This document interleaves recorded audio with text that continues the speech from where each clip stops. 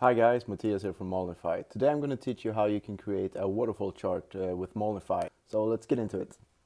Over here, I have my sales figures, and over here, I have the same figures, but with the addition of this cell here. So if I input 10% here, I will increase all of the sales by 10%. And this is just to make the app a bit more interactive. So let's turn this into an app now. And the only thing I need to do to turn this into a waterfall chart is actually coloring these cells blue.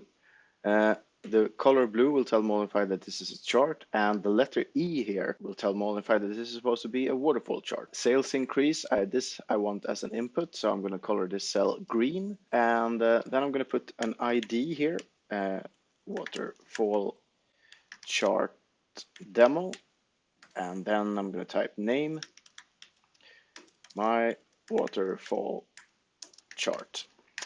All right, to turn this into metadata, the only thing I need to do is color these cells purple. When the app is saved, I head over to Molnify and I get my file, my waterfall charts, drag it over to Molnify and click start. Once uploaded, we will see that this app has been made.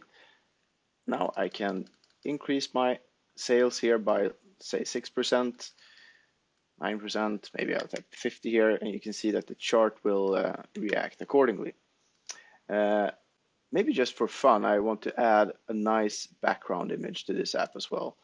And I actually prepare that in my Excel file here by typing the URL of an Unsplash image here. So if I place myself here and I type background image URL and then the URL of the image, I color these cells purple as well. I save the file and I head on over to Molnify, click back, and then I get my file and I upload it once again. And now it will be updated for anyone who uses it with a nice background image of a waterfall. All right, that's a quick one. Thank you for watching and have a really nice day. Bye bye.